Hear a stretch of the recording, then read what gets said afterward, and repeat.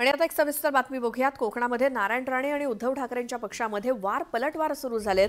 उद्धव ठाकरेंनी कोकणाला किती निधी दिला, कोकणावरती बोलायचा त्यांना काय अधिकार आहे असा सवाल करत उद्धव ठाकरेंच्या आगामी कोकण दौऱ्यावर नारायण राणेंनी टीका केली आहे। राणेंच्या या टीकेला विनायक राऊतांनी सुद्धा जोरदार उत्तर दिलं।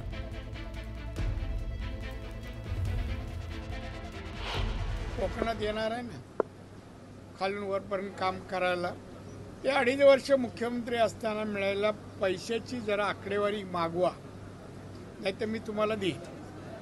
किती पैसे सिंधुदुर्गाला दिले मग कळेल काय कोकणाला अधिकार आहे बोलायचा आणि यायचा। मी सगळ्या हॉटेलवाल्यांना सांगितलं, कोंबडी वडे आणि मासे बंद ज्या दिवशी येईल त्या दिवशी, दुसरं काय करत नाही, तेवढंच खायला येतो। नारायण राणेंच्या बुद्धीची मला नेहमीच कीव येते, पण मला आता काय त्यांच्यावर टीका करायची नाही।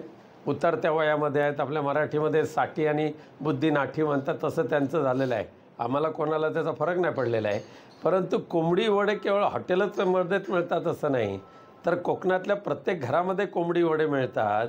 आणि ह्या कोंबडी चोरांना कोंबडी वड्याचं महत्त्व काय ते काय कळणार नाही आहे। पण इथल्या कोकणातला माणूस आणि उद्धवजी ठाकरे किंवा मातोश्री यांचं जे नातं आहे या कोंबडी वड्यावर नव्हे, पण उद्धवजी जे येतील ते कोंबडी चोरांना गाडण्यासाठी येतील। या बातम्यांचा एक छोटासा ब्रेक घेऊन आपण लगेच परत येऊयात।